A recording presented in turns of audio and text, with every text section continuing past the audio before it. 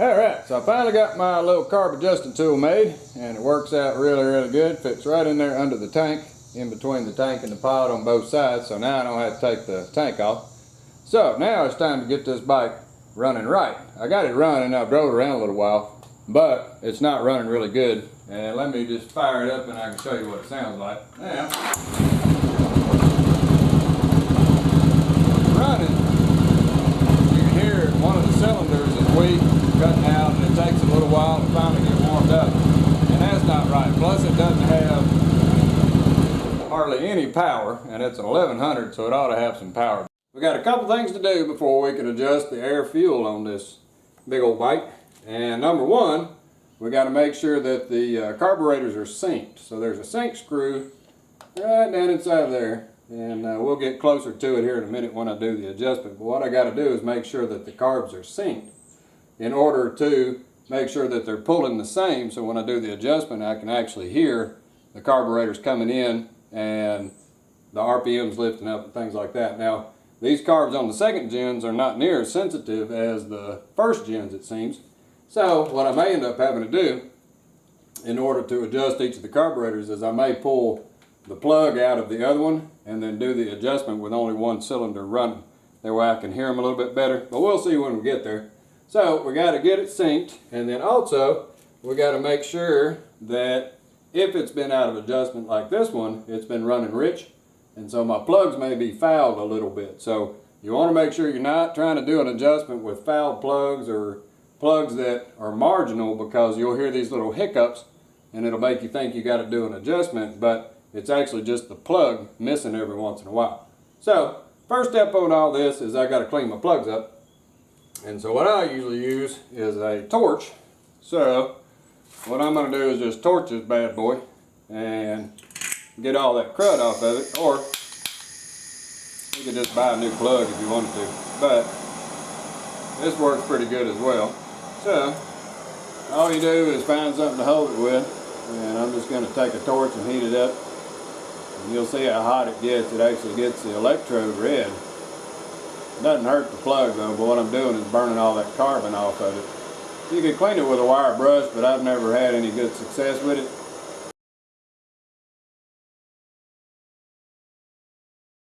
Like that. So now we can see the ceramic is back white again, so we're not going to have any grounding on the sides. Our electrode's clean, and we just let that cool off. But one thing, if you do a torch instead of just scrubbing it, you got to make sure, I'm going to set this one down because it's hot. I got another one I already did.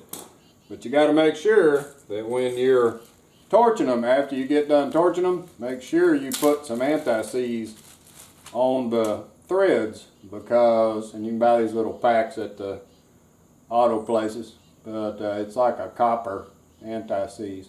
So what you want to do is just make sure that you get these threads back lubricated again, because you burnt everything off of that. And if you don't put anti-seize on there, these plugs are going to be really hard to get out the next time if you use a torch. If you don't use a torch, maybe you don't have to, but it's always a good idea to put some anti-seize on there anyway. That way you know you can get that plug back out. So we're good to go. That will cool off, but I've already done these, so I'm good to go. And so now what I need to do is get set up here and get these carbs synced. So we'll get set up here, and I'm going to try to do a video of the manometer on the wall over here back behind me. You can see the pipes coming down. I already got it hooked up. They actually hook into the little fittings that are on the carburetor boot. There's one on each side, so you just hook your pipe into the little fitting right there on the boot, and what that's going to do is pull vacuum on both sides, and when the vacuum is balanced between the two carburetors, then the oil level stays the same over here. But we'll talk about that here in just a second when we get set up.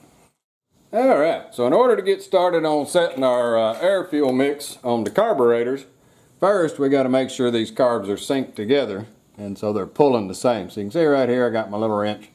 It's a 7mm, and it sits right on there, and that's the synchronizer that syncs the two carbs together with the linkage. And so what I'm going to do is adjust that back and forth and get the carburetors where they're in sync. Now it should be pretty close because I already bench synced this, but we got to make sure that it's synced before we do anything. So we're going to set it up with the manometer. So let me show you the manometer. and then we'll get set up here and do some syncing. So if we head over here,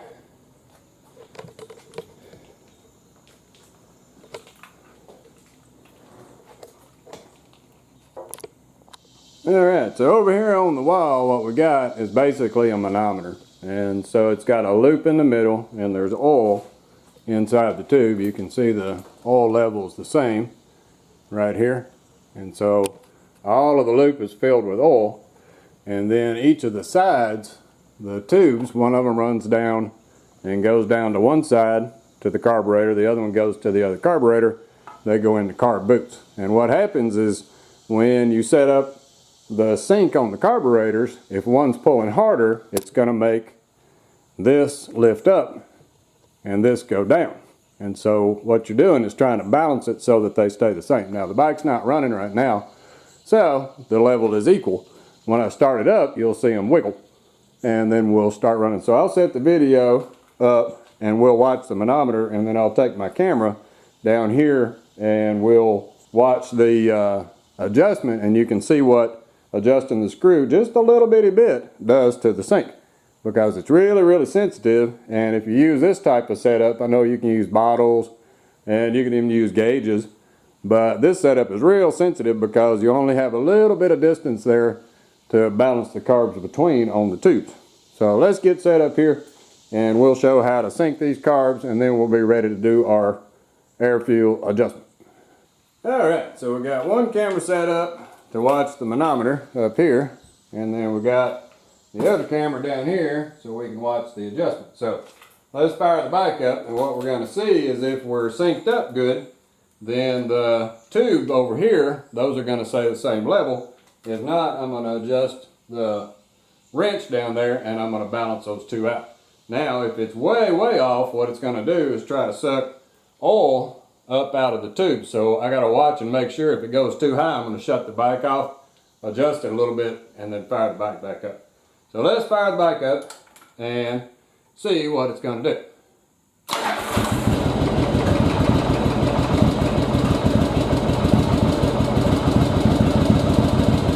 Alright, so you can see the idle's kind of rough.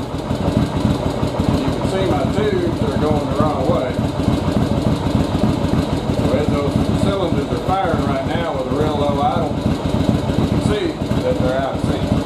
What I got to do is get in here and get these two synced together. So I'm going to move the wrench. As I move the wrench, you should be able to see those tubes come back in line. It doesn't take much movement at all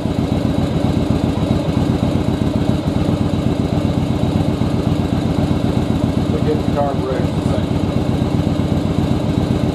As I slowly move it, slowly brings the oil levels up level again. And you can hear the bike's not struggling as much because the carbs are working together and they're helping each other out. A little further.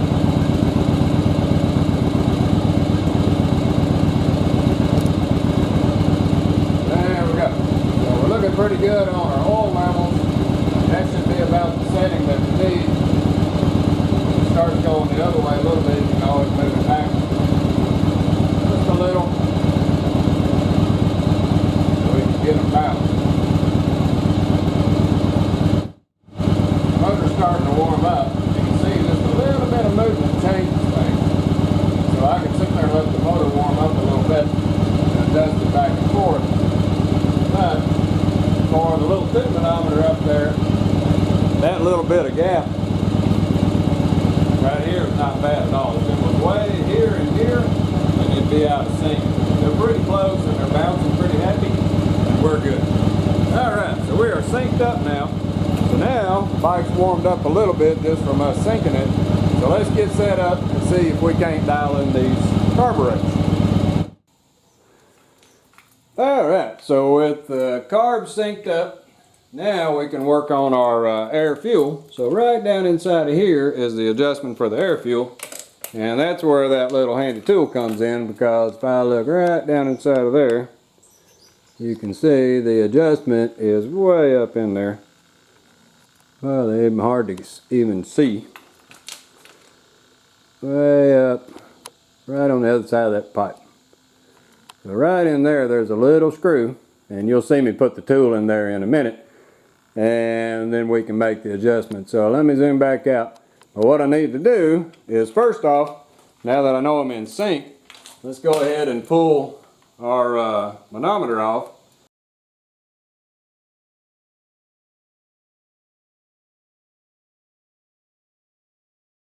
Alright, so with our little cap clamped off, we'll go to the other side and do the very same thing.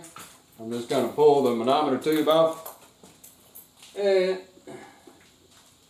put my cap back on. Alright, so without the manometer hooked up, let's make sure she'll fire back up.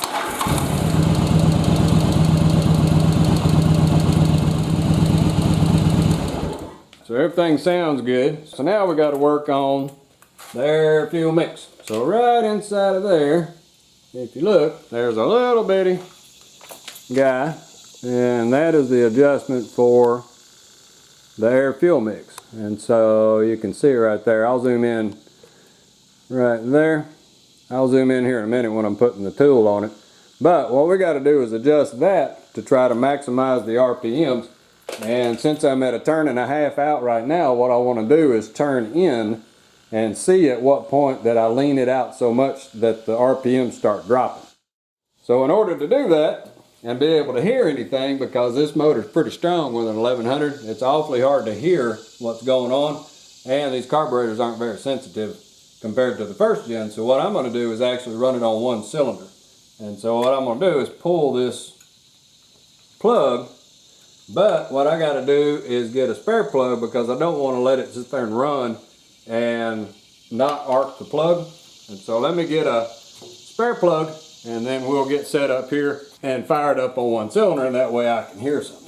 So I got me a spare plug there, the plug's in it, and then I'm just going to ground that plug right there. I'll fire the bike back up. It's only going to run on the rear cylinder now because the front cylinder is dead. So we'll get set up here and zoom down in there and do some adjustments. Let's fire it up and see if it'll run on the rear cylinder. And then I'm going to dial that cylinder in. I'm going to tighten the screw until I hear the RPMs fall. And then I'm going to back it up about 1/8 of a turn. And that should be pretty close for what I need on an air fuel adjustment. So here we go. You can hear I'm only running on one cylinder. Right now,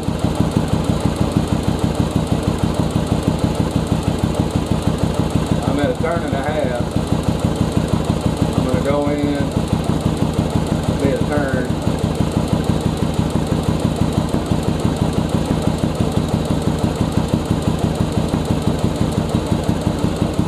Right there you hear the RPMs drop down.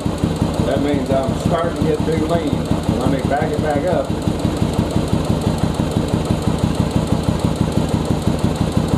Just a little bit, and that should be my setting. And it's real simple to hear. Alright, so simple as that with that tool. Before I would have had to take the tank off and do all that junk and just waste time. But now I can sneak right in there with that tool. So that's pretty slick. Alright, so that side's pretty close. Sounded pretty good. And so I got my plug back off. I put my plug boot back on. And so we're going to fire it up again and make sure it's going to hit on 2. And my RPMs come back up right.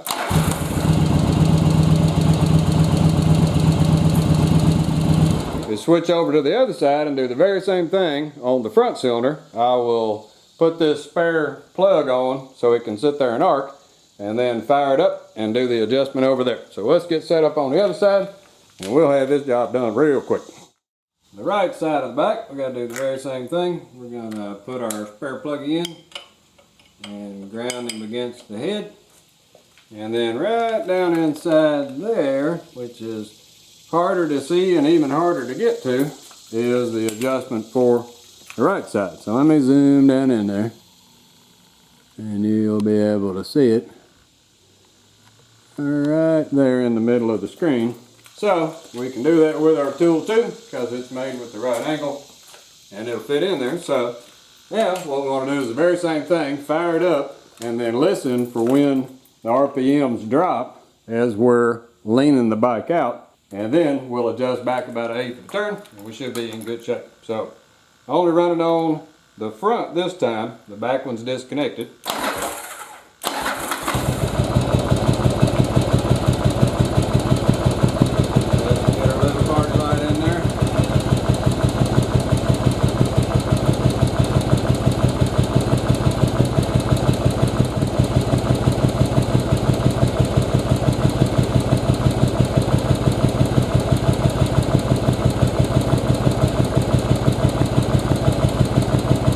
All the way in and it's still running. So that tells me something may be wrong with my carburetor, that it might be dirty because it's running even with it all the way in.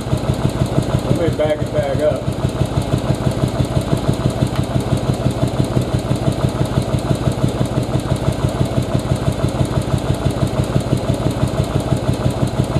That's about a turn right there. One's not wanting to cooperate on dropping the sound down, so we'll just have to set it in at about a turn. So now we can fire the back up.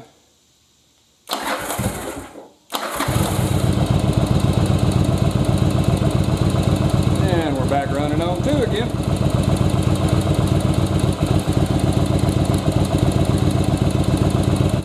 That's basically how you do the adjustment. So you start out with clean plugs, make sure your plugs aren't fouled. And then check and make sure your sink is right, because you can't do any adjustment until you get the sink right. And then you can adjust the carburetors by pulling one plug and then putting a temporary plug in to ground it out, and then you're good to go. Now, we should have a little bit better throttle response. Not popping or spitting or anything like that. Idle's good, right at about 1,000 RPM. So there we go. Finally, we're all adjusted, and thanks to this little guy right here, it's not so hard to do anymore because I don't have to take the tank off and I don't have to remove anything. Well, alrighty. Well, thanks for watching.